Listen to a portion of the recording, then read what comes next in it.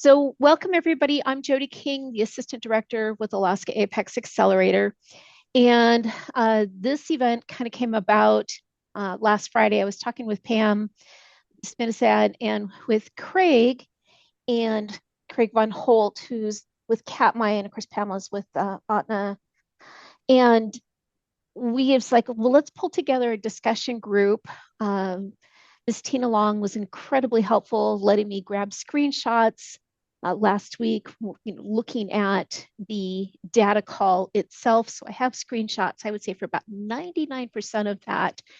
And what we wanted to do is just kind of have an informal discussion for anybody that had questions or needed help. Also, if any of you were on either of the recording of the events, the two different meetings that were held at 10 o'clock this morning, Alaska time, and you want to add input, please, by all means, feel free. Because again, the whole point of this is just to kind of help each other out, share, ask any questions that you might have, and then just again, a couple of the best practices for using the software itself. So that said, Pam and Craig, you guys are welcome to add comments at any point in time. And then, of course, anybody else, feel free to put questions in the chat box or raise your hand, whatever you're most comfortable with, or go ahead and chime in, because again, this is informal and I really do want to encourage a discussion. So please feel free.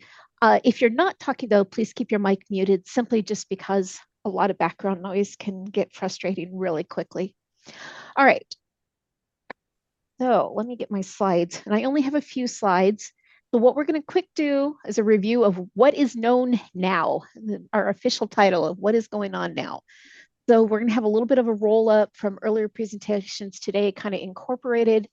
And I was kind of updating slides and adding comments up until just a few minutes ago. I'm going to go through the My SBA certifications website for the data call screenshots. I'm not going through the entire certification website, but just specific to the data call. I'm going to have an open Q&A discussion with Pamela and Craig, kind of helping me provide that insight from the ANC versus my Apex access, which I only unfortunately get to see some of those through you all while helping your businesses. And then some of the questions. One thing I do want to call out right now before I forget, I did have a conversation with Miss Erica Rivera, who is the acting district director at the Alaska District SBA, and of course is the triple D for the Alaska District SBA. And she did have two comments on a meeting she had just exited that was internal to SBA. And one of the comments, she is submitting a master list. So if you have firms that did not receive the data call email, and there should have been one letter per subsidiary, per individual firm that has certified, that has 8A certification, she is asking that you email that to her, that firm, so she can get that submitted to the headquarters office today. And I will make sure I provide her email here in just a second.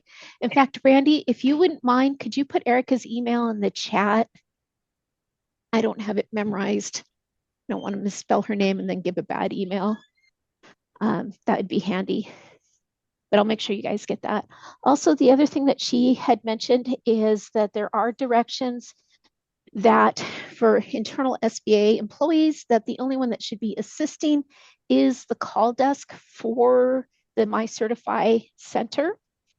And I've had a few comments about the usefulness of that help desk, specifically to the data call issue that or requirement that we're currently facing. They are there as that technical assistance. Thank you, Randy. So Erica's email is posted. And also, she was told specifically that there is no intention by SBA to extend that January 5th deadline. I would still recommend, and this is my personal recommendation, that people go ahead and put those requests in. However, please note that at this point in time, SBA is not intending to extend that deadline. at all. So we don't know the full story behind why that deadline and why there is no leniency in requesting an extension. So we'll kind of come back and talk about that more. All right, so let's go ahead and move forward. So thank you, Pamela. She sent me a redacted letter. Just so this is what everyone should have received a copy of, specific to each firm that has certified through the 8A or has received the 8A certification.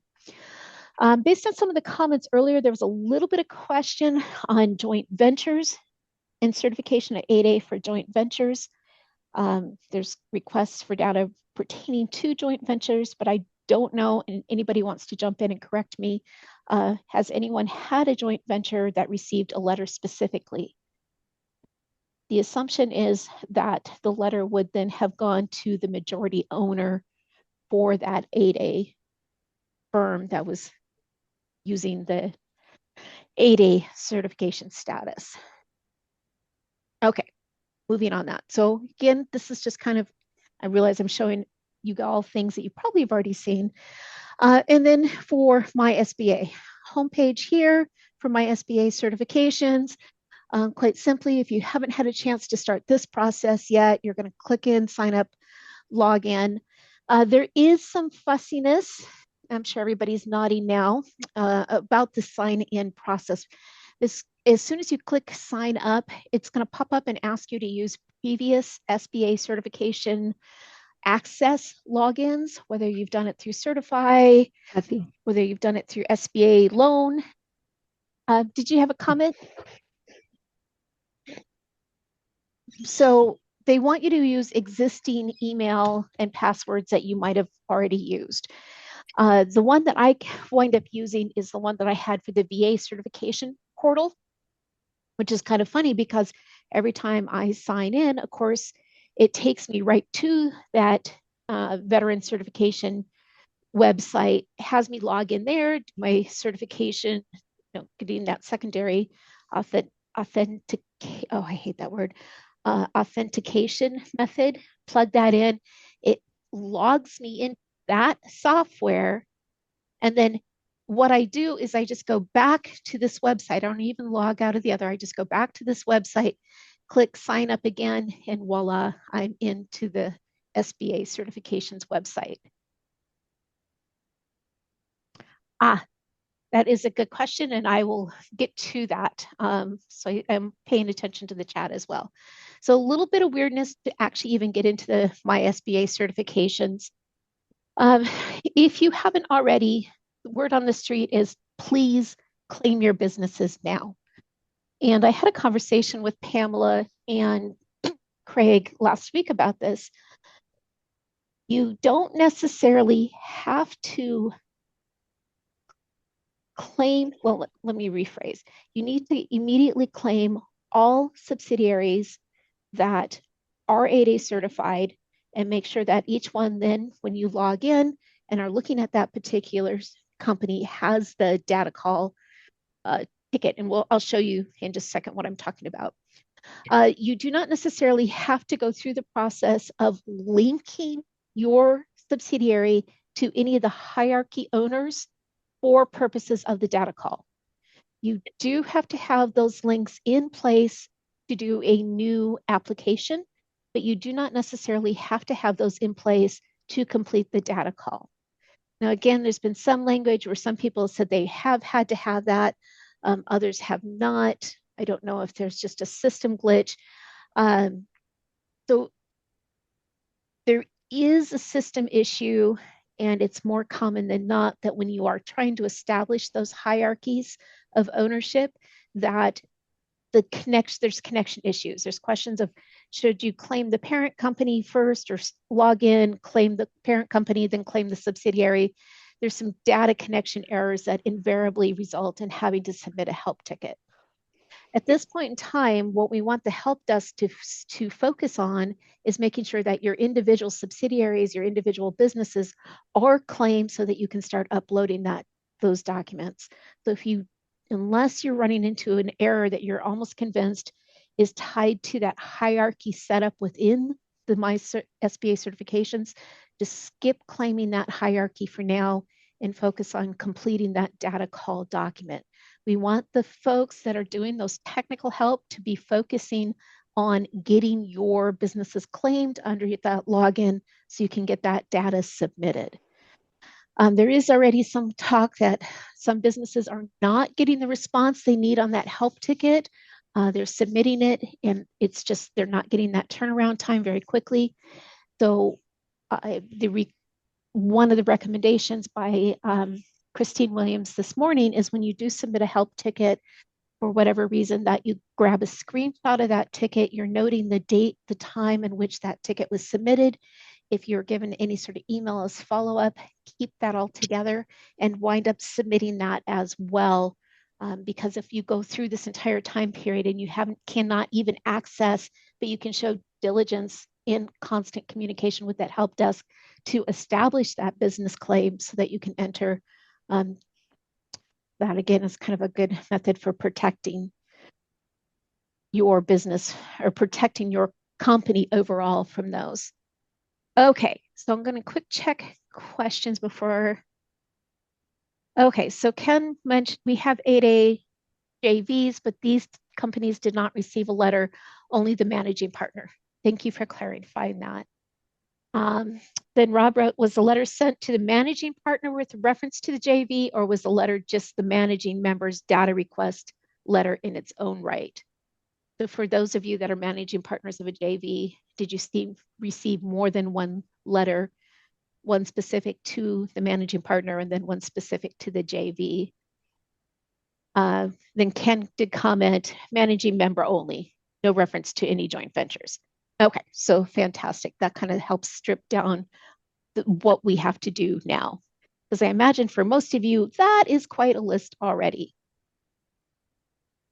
Okay, and then we had a question not related to the 8A joint ventures, but did anyone get a letter for an entity that had graduated the program? And I am hearing both yeses and no as to that question. And I know it's kind of a weird, but I want to stay on top of my questions so I don't lose any, even though they don't tie to the current screenshot. I am hearing that some businesses did receive, and I wonder if it is tied to the date in which you submitted your final compliance report for the graduated firm. So that in the SBA system, the firms that were graduated and closed out likely did not receive any sort of notification, but the firms that may have graduated but hadn't had that final compliance completed and that final audit completed, I imagine those individuals did get letters. And I'm willing to bet that is the distinction.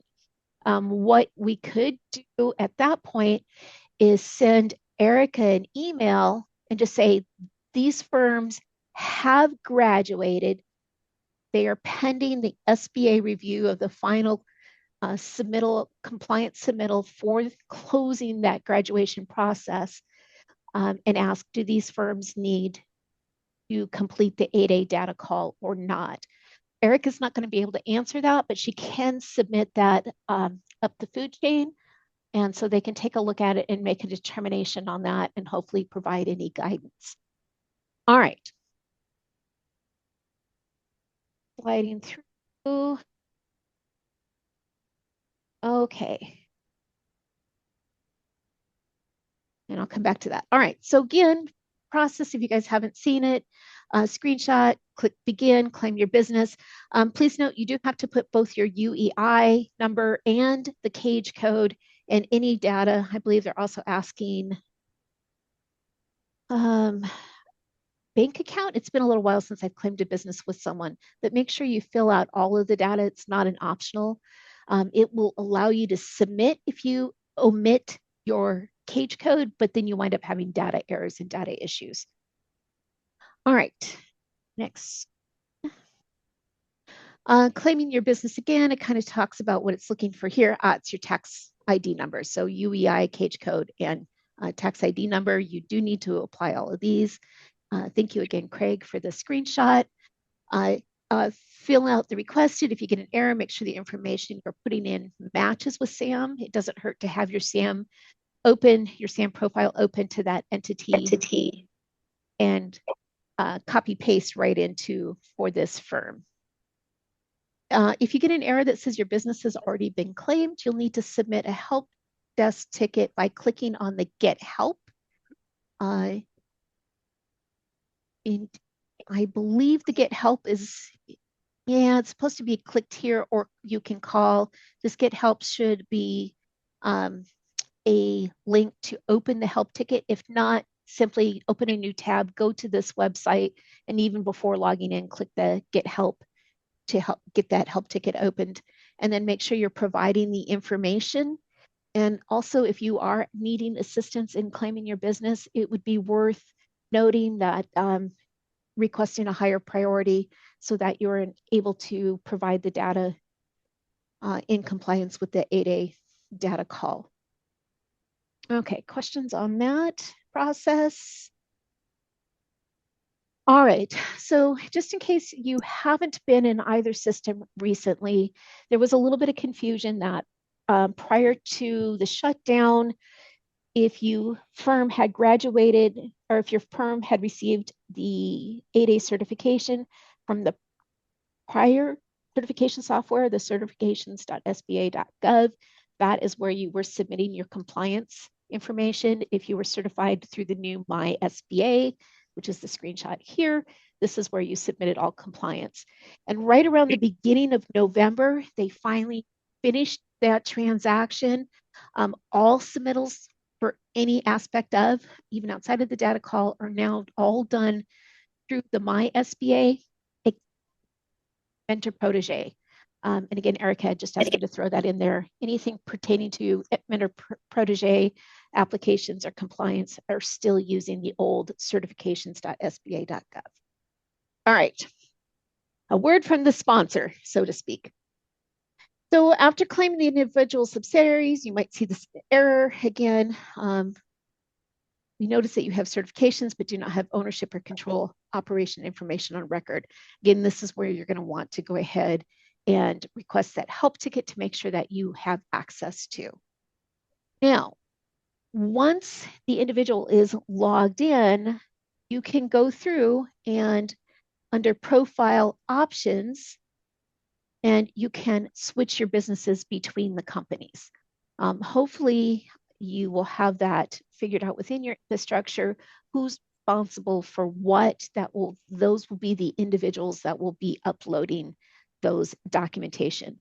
Unfortunately, there is no role processing to allow someone else to have two individuals that are going to have access, that are going to be able to go in and upload. Whoever is that administrator, to use the SAM terms, for your subsidiaries within the My certification, they're going to be the individuals that are going to have to upload the documentation. So you can hop down through profile options and you can select a different business. If it gets difficult, you can always click the home screen under the SBA logo, and it'll take you back, and then you can hop over to profile. So whenever a system's being difficult, again, just click home. It'll stay in the screen that you are at, whatever business you are currently working with, but then you can go back to that profile options, and in that drop-down menu, it has where you can switch the company firms. Any questions, someone? And feel free to jump in if you do.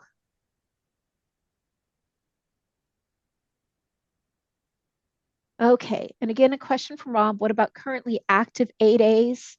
Just to reiterate, in case you started a little later, Ms. Erica Rivera is requesting that anyone that has an active 8A firm that has not received that email that I showed at the beginning with the letter from SBA that had this document, to please email her and let her know that your firm did not receive that, so that that can be documented at the headquarters level. She is sending that master list over at the end of her business day today. Randy did put her email, was the first comment at the top of the chat. Okay.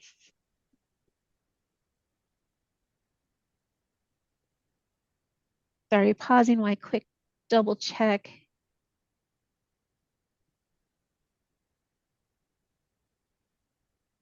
Okay, and I have a couple questions on joint ventures, and I'm going to come back to those.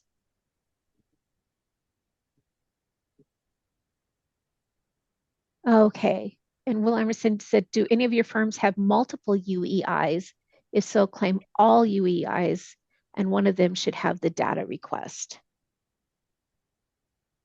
That's an interesting one. How many of you have firms that have, oh, yes, multiple because of different locations. So if you have one subsidiary with a different location, whichever location Sam has marked as the headquarter, and then the other one should be branch. I know that might be a little different for you having that hierarchy of ownership.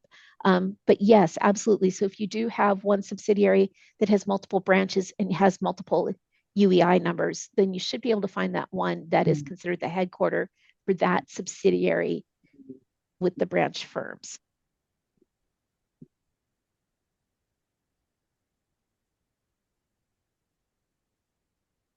Okay. So yeah, Jessica wrote the portion for ownership and control is not available for any of my operating companies, but the data call is there. So again, you can go ahead and respond to the data call. And then after that is finished, you can go through and start the joy that is the process of being able to invite the parent companies and associate them to your existing certified firms. And again, a lot of times those result in help tickets too. But again, I'd like to reiterate, now is not necessarily the time to inundate the help desk with establishing that control and ownership hierarchy. We really want them to be free to make sure that they are ensuring that you have access and are able to claim all of your active subsidiaries that have that active 8A certification. Okay, so once you claim your business, you'll see a screen like this. Just click on select for that business and you'll be able to respond to the data call. All right, and this is what the data call looks like now. It's going to have this countdown. You can see I did the screenshot last week, so we still had a lot of days left. Just like any application, when this hits 0, it's closed. You will not be able to submit any further data. So really, I encourage you to pay attention to that countdown timer that's on the home screen with the data call. And it looks just like this. It's going to have 8A business development. It has the business development dashboard, and it's going to have an application ID number. I recommend that if you guys have a spreadsheet with all your subsidiaries and certification, please track the application ID number that has been assigned to that specific subsidiary for the data call. Because if you get emails referencing and they're referencing that application number, that's just a great way to be able to tie that back to which firm. And then of course you simply click continue. And I was able to get through screenshots for the very first page, but we didn't get to go past that page because she hadn't actually uploaded any of the documents. So this is what it looks like. You can see that, and I kind of went through and where I have the request 1 through 13, that is the request from the letter itself and kind of how it ties back to the data for uploading these various categories. And it follows a very similar pattern: current year, prior year 1, prior year 2. And of course, you can see you're going to go through and upload the documents. One of the things that I do want to call out is on my SBA, it says PDF only, and it has a max size, document size, file size. And you can note from the letter that the letter is telling you what file type they want, and here they're telling you what file type. And of course, they don't match. So far, it seems like the general consensus is you can upload both types to be sure in your compliance effort. But I've been told that even if it only says PDF here on the website itself, you are still able to upload comma separated value documents. Now, here's a question for from me. Is there a difference between You're driving me crazy. Marta, do you want to? No, I'm sorry. Thanks. If you have questions, please unmute and ask. I don't mind. Just, I don't want to. Thank you. Is there a difference, in your professional opinion, between a saved Excel document, which is definitely a comma value separated type of document, versus saving a file as a CVS document? There was a little bit of discussion this morning in the presentation with Christine Williams and Sam Lee. The basic comma separated value strips out all of the formulas and is just a straight data only file. So there is a difference, and they want the CSVs. I would bet, because if they're going to run a bot through it, then the bot doesn't want to have to read the formulas. So do the CSVs. I heard that as well. Thank you, but I wasn't quite, because in my mind, CSV file automatically means Excel, because that's the software I have on my desk, and that's what I tend to use. And if I'm downloading from elsewhere with that type of document, I'm dumping it into an Excel folder. Anybody else have comments on that?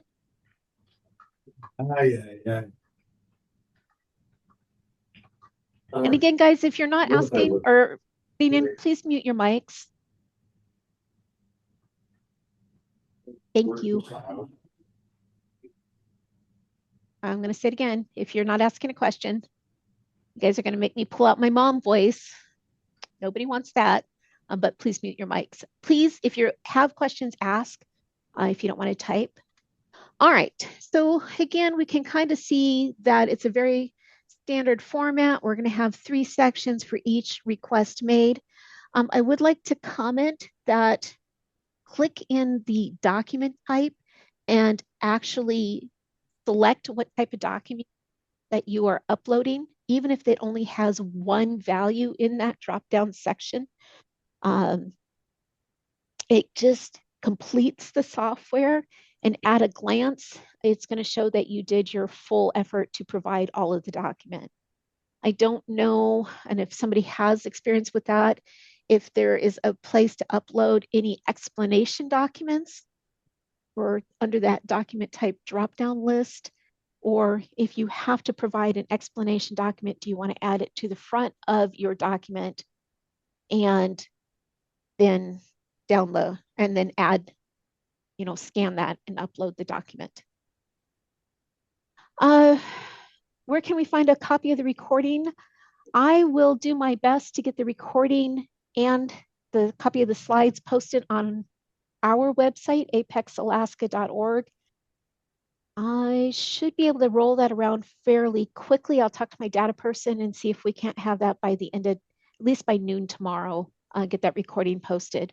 And again, that website will be apexalaska.org. And if you look under events and training and then under on demand, it should be the first recording available. And again, Jody, I'll have the slides available for download. Yes, please. Jody, this is Tina. Hi, Tina. I was going to tell you, under document type, the drop down is going to say general ledger, or it'll say missing general ledger. Those are the 2 choices. But if you have an explanation, you can just upload it and put it under general ledger. Just use the title. I mean, yes. I don't think that makes a difference there. So all the drop downs for the document types are related to the title. They're not like CSV and PDF. So just FYI. Which would have been nice. Yeah, to be a lot more specific. Absolutely. If you are doing a standalone letter of explanation, and I saw this in a comment earlier that it was a brand new 8A, so therefore they only had 1 year of data, not 2 years, and they just provided a letter of explanation for the prior year 1 and prior 2. Make sure that you're naming your files in a comprehensive manner that somebody not familiar with your company can look at and see, yep, that title for the file is right there.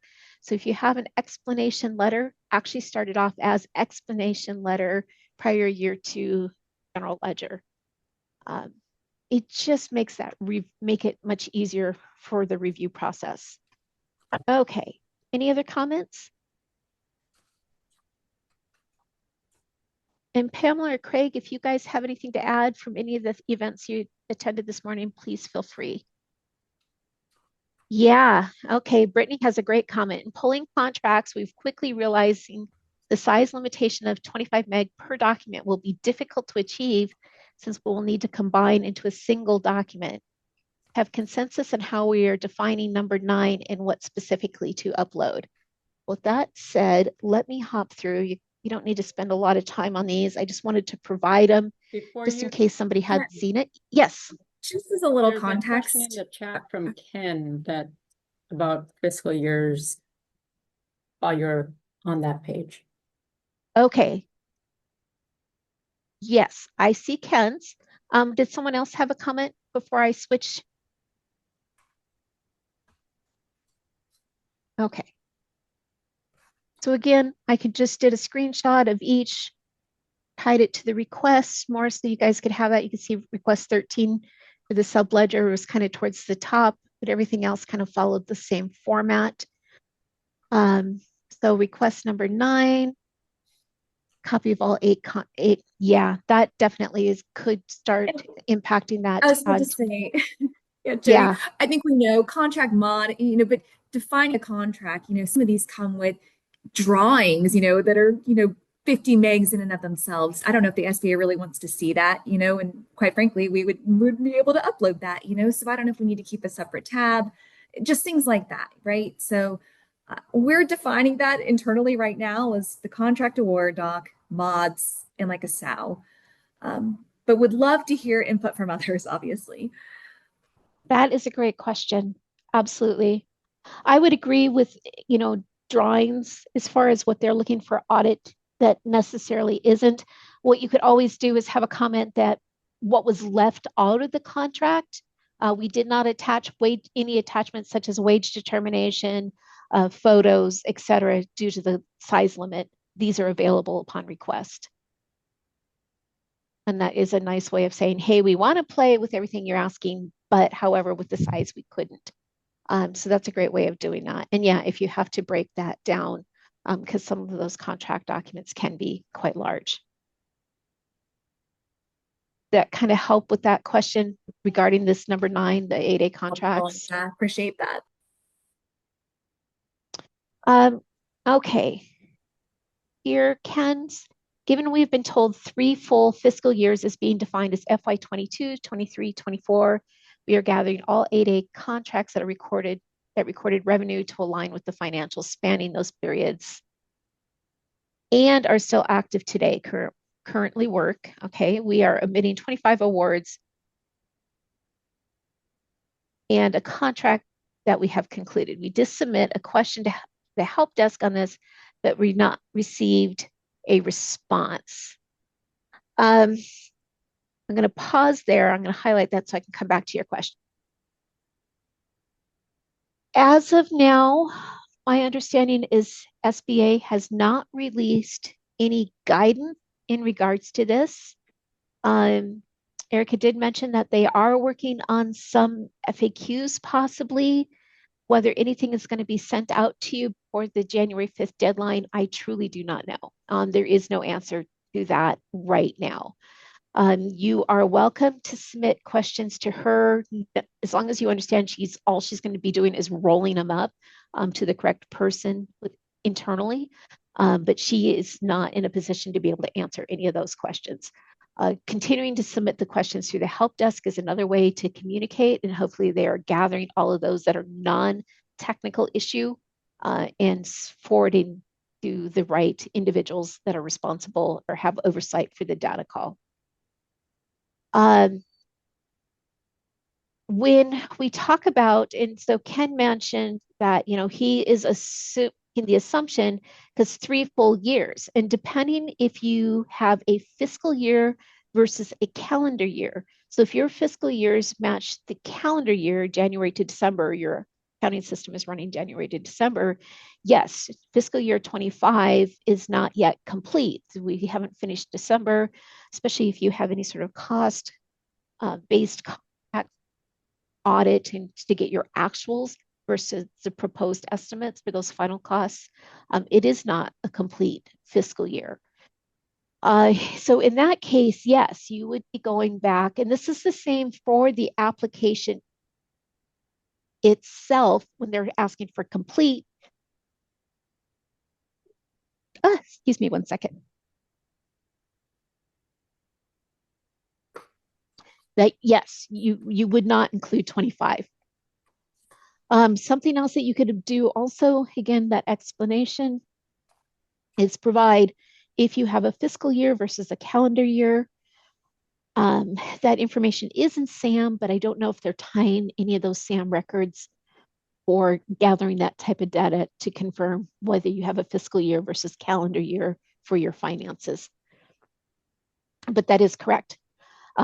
And that kind of confirmed what Christine Williams said as well. They're looking at those completed years. And if you do have an odd fiscal year that has closed for fiscal year 25, then you would count that in your hierarchy. Any other comments? Yeah. Hey, no, it's kind of, no, thank you for confirming that. That's everything you just said is the premise we're operating on. We run calendar year for fiscal year. So that's how we're interpreting it for us. So thank you for confirming.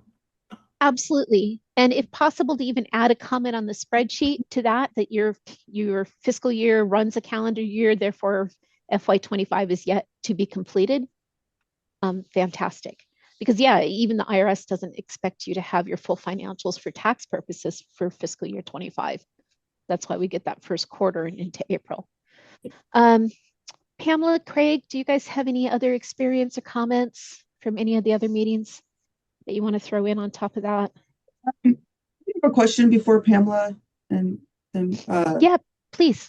So when it says, so in regards to the contracts with the current fiscal year, if the contract is no longer current but has closed in one of these fiscal years, do we still need to provide that information? Hey, Monique, this is Ken.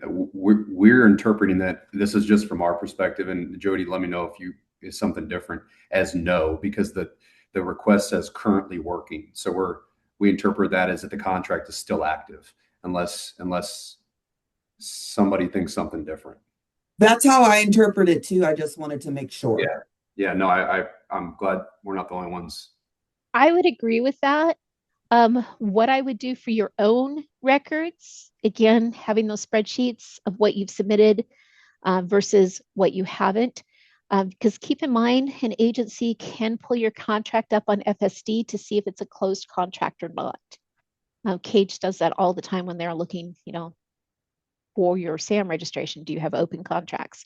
So that data is available for SBA to look at. Whether they're actually going to go through and audit on that for active or closed, I don't know. I don't know how they're going to check that. But I would agree, if you've closed a contract, and by closed, you received your final payment, and I would write your definition of closed. We have received all final payments. All required submittals have been sent. Any liens have been signed off, that administrative burden of actually closing a contract, then absolutely it is a closed contract. And to me, that doesn't match that currently working. So Jody and Ken, this is Tim, just to confirm, we're only submitting contracts that are actively open for the current year and years prior.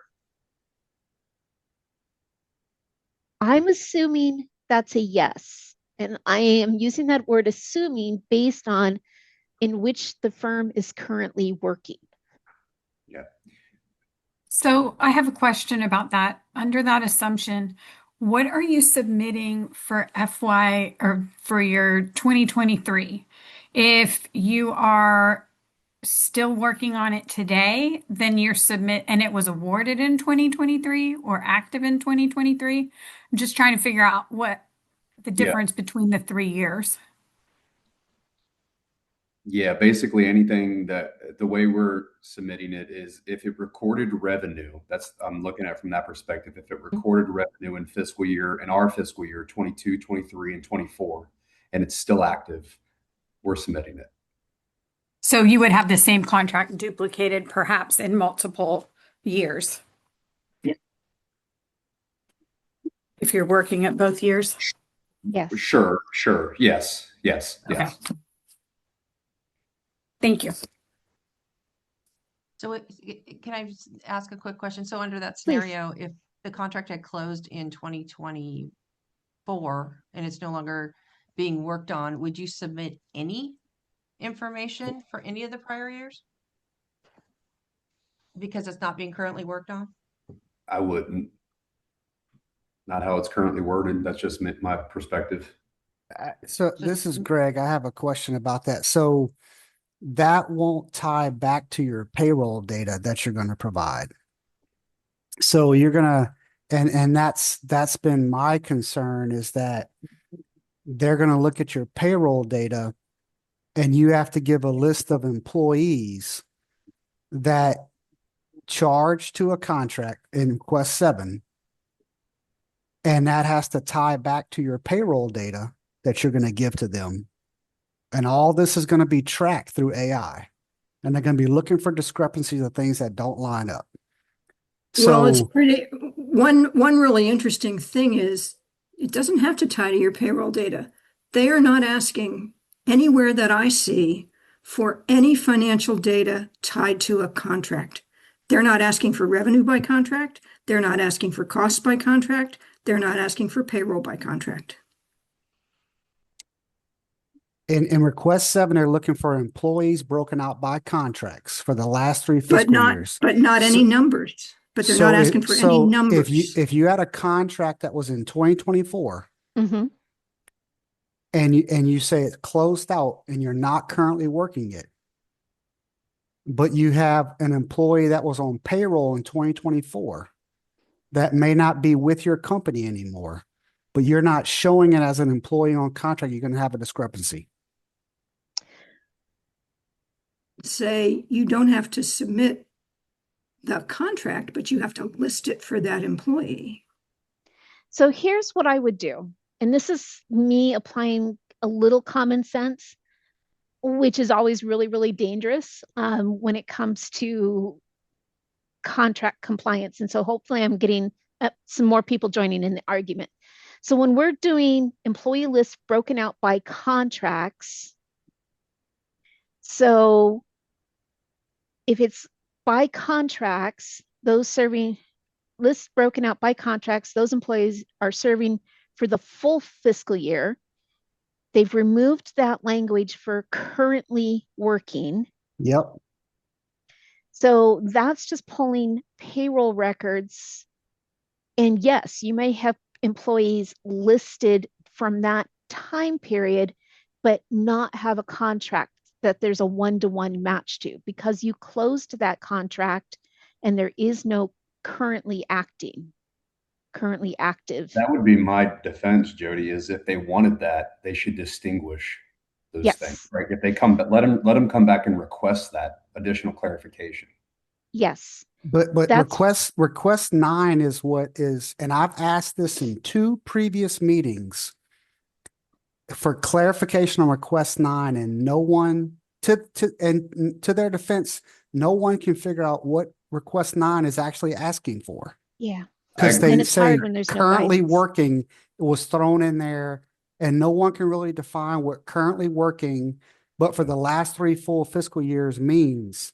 What's the delineation there? Because some companies may not have any currently working contracts that cover the last 3 full fiscal years.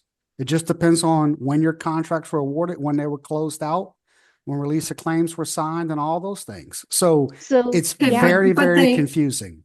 But they haven't asked anywhere for a list of all your contracts. That is a good point too. Because they should be able to pull that up. You could put contract A, B, and C in there as copies of your contracts, but there's D, E, and F that your employees worked on in 2022, and so you list those out. Maybe you don't have to put a copy of it there, but you put it on the employee list. They're asking for information that doesn't make a lot of sense, but we don't need to, the fact that you've got an employee that worked on a closed contract in 2022, that's fine. Just list the contract and the employee, but you don't have to provide that contract if you've decided that's how you're going to do it. They don't have to match. They're not asking for all this stuff to match, and they're not asking for a list of contracts, and they're not asking for financial information by contract. They're not asking for revenue by contract. Yeah. They're not so asking for a lot of the stuff that would let them find the fraud. It just seems that they're just setting it up to make it easy to throw people out of the program, because it's like, well, you didn't meet my requirement here. And then it's going to be up to an individual firm to argue with SBA. And it's going to be like, well, you've already been thrown out. There's no adjudication of it. So that's the scary part on our end. You could just give them all the contracts. Right. Yeah. And so that's where we're at right now. Like, our company is saying, well, let's just give them everything. I would say, guys, follow to the letter of what's being asked, because sometimes less is more. And if you have, you're not in an industry that you might not have a lot of multiple year contracts that you have. So if you are going back, 24, 23, 22 for requirements of financial information, but you don't have any active contracts, then you're going to provide a statement saying that all contracts that were awarded were completed in these time ranges, that in other words, we do not have any currently active contract that is still active, however it's best to define it, from 23 or from 24. So yeah, it's great if you had a new award in 22 and it's a 5-year contract, it's still currently being worked, assuming that funds were available.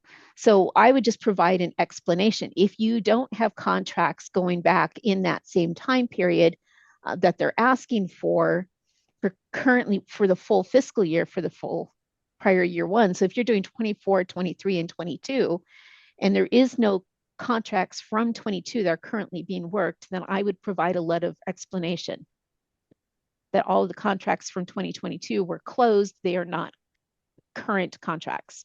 Okay.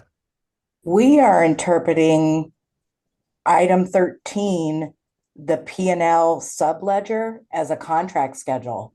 So we're including our contract schedule with revenue, direct cost as part of that subledger reconciliation. I know someone else mentioned they were not including revenue or contracts, nor did it ask for it. How are you interpreting the subledger schedule for P&L? That's different. It doesn't say that. No, what would you provide for that instead then? Your AP and your AR. What they should have asked, what they probably meant to ask for, I guess, unless they want the project subledger, which they could have asked for and didn't. I interpret that as they probably meant to say your balance sheet accounts, not your P&L accounts. Okay, for someone that hasn't had an accounting class very recently, what is P&L? Profit and loss. Thank you. Sorry. So there isn't really such a thing as a subledger schedule for your.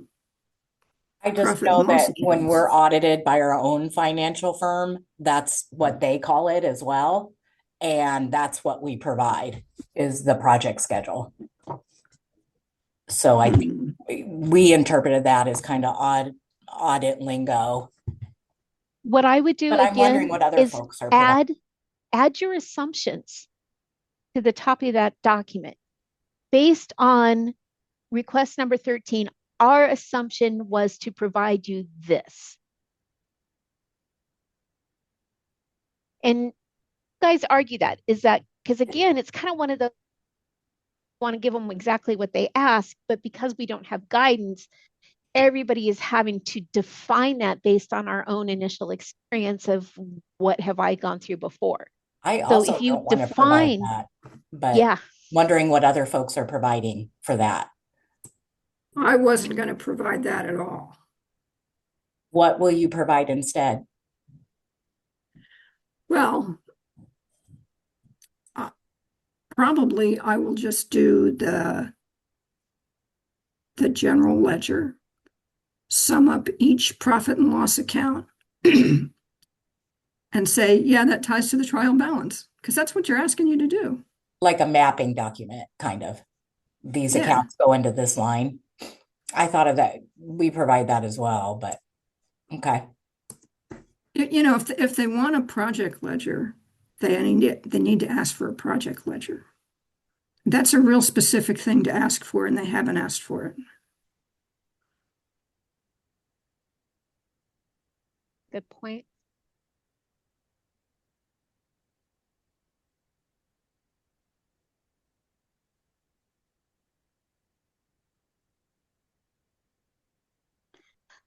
As far as the blowback from this of not getting what they wanted and having to come back, you know, and that anxiety of behind, you know, trying to assume what they want and give them everything they want because no one wants to be in the wrong on this. Without official guidance, there is going to have to be some after the fact Q&A, some guidance provided to help get everybody on the same definition of this is what we were looking for. I know we said this, but we meant that. And it, you know, I don't live this and breathe this in the same manner that you all do. To me, that's an encouraging that at some point in time, there will be more of a discussion that's opened up, but right now they're just doing this pull for data. Provide your assumptions and define what you've given them and why. If you aren't certain about that and you have access to an attorney, ask them about that. That's one of the recommendations I do when I'm doing the applications themselves. That's more in line with my experience here with Alaska Apex, is if I'm giving them this and it might vary from the expectation, I provide a why so they can kind of reset that. But yeah, and just be consistent and make sure that you guys are tracking and writing your reasoning as to why you provided what you provided, so that as the holidays come and go, and if they get back to you in February, you can remember exactly what you did in December.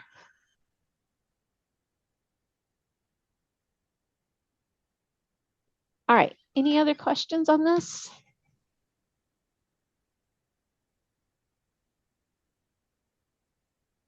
Okay, let me go through the list. I'm going to go down just past.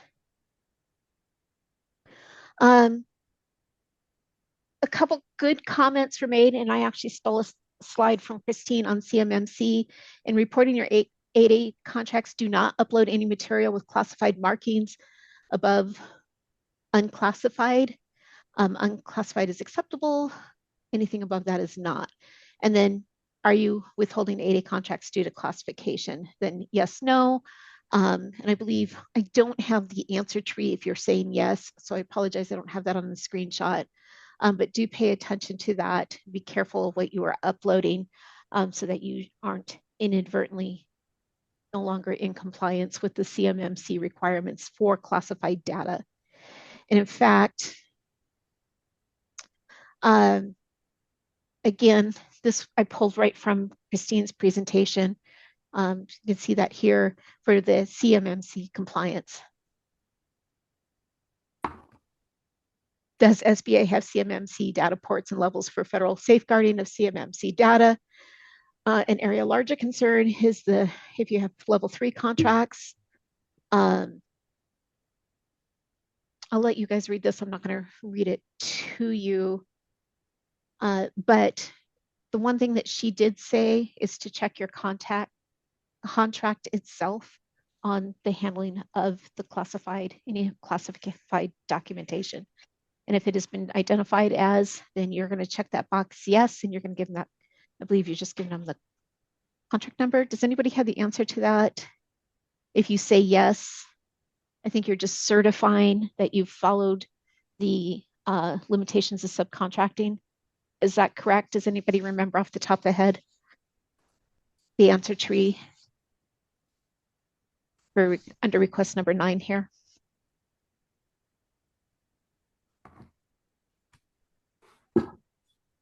Okay. What was your question on that one, Jody?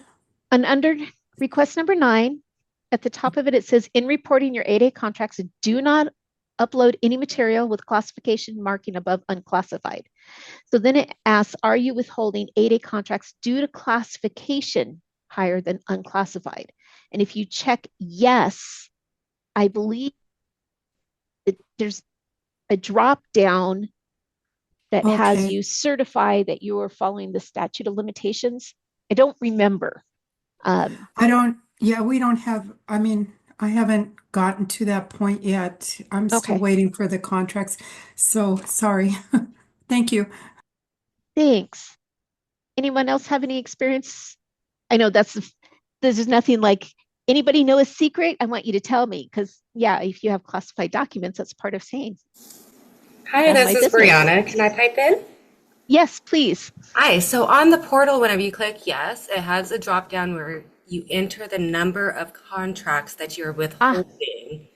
So the number that you're not uploading, that's above unclassified. Okay. Thank you.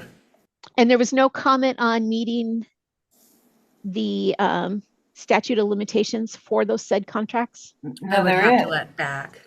Okay, perfect. So it just wants to know how many. All right. Thank you. I appreciate that. Okay. Well, I am kind of showing we're getting close to the 1 hour, and I imagine you guys are tired of presentations.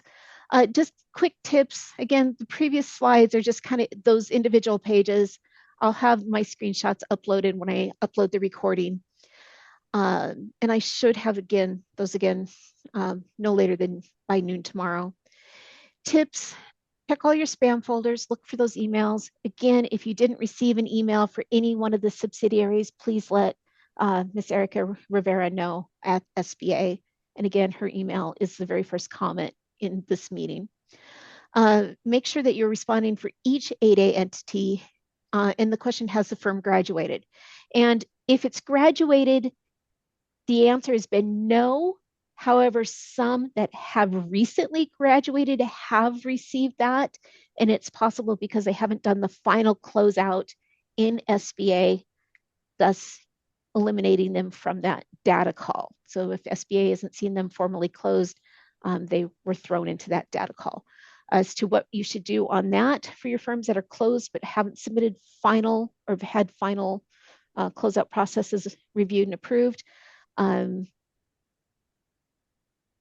I would submit a help ticket. And then if you got a data call for that firm, then my guess, if you're not getting a response, it's kind of like hitting that bid due date. You need to get that due date for that firm, but you could also just submit that that firm has graduated from the 8A program as of such and such date. Compare the questions in the portal to the questions in the letter. Again, just kind of making sure that there is continuity. Use the requested file format. A CS file is just a simpler stripped down, and you can save. You should be able to save any Excel documents or just as a CSV file, removing any of the formulas, etc. Letters of explanation, if you're adding them in title, especially if it's a separate document, make sure that you're titling that letter of explanation and then what you're explaining. Letter of explanation, request 12, financial statement reconciliation, for example. Oops, sorry guys, let me get back. Breakdown documents in order to upload for every category uploaded requested. So be careful. I know sometimes data reporting wants to do a bulk data load. You can't upload one document for all 3 years. You will have to separate those into individual so that you are having your current year, your prior year 1, and prior year 2. And just make sure that you're consistent, that if you're saying prior year or current year, because if they're looking for completed, then that's going to be 24. And so that you're making sure that you're providing the same data range for absolutely every single section. And then any system issues, again, errors in claimant entity, please submit a help ticket, grab screenshots of the help ticket, and note and date time submitted. Because all you can do is the best we can do. And yes, there is some reliance on SBA that they have that a working system in order for us to be able to respond. Errors in linking hierarchy. Anybody have any comments on that, where they've had to link that hierarchy and able to do in order to do the data call? My understanding is it's separate from, and you don't need to worry about tying that in yet. I'm sure that'll happen when we go to do compliance reporting into the new system, but for the data call, it's not necessary. And then again, watch your deadline, that 1/5/2026. Christine Williams predicted a system shutdown from the sheer data if everybody's trying to do last minute uploads. And there is a concern that if this system crashes, that you were still responsible for uploading by the 5th, whether the system was available or not. Christine West did comment about putting all of the data on a thumb drive and then getting it couriered to the gentleman that signed the letter. I don't know about that one. I don't have an address or anything. And that might be something to think about.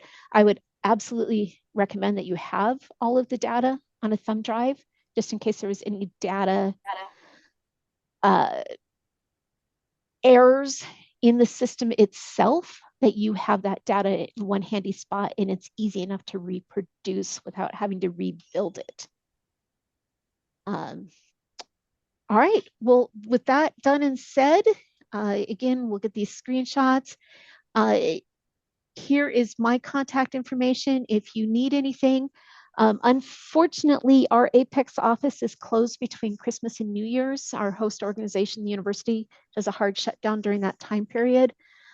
I will be out of the office, but I will try to monitor emails. So if anybody has any questions or needs assistance, please let me know sooner rather than later. Because if you need that help, I want to try to get that to you before we're unavailable.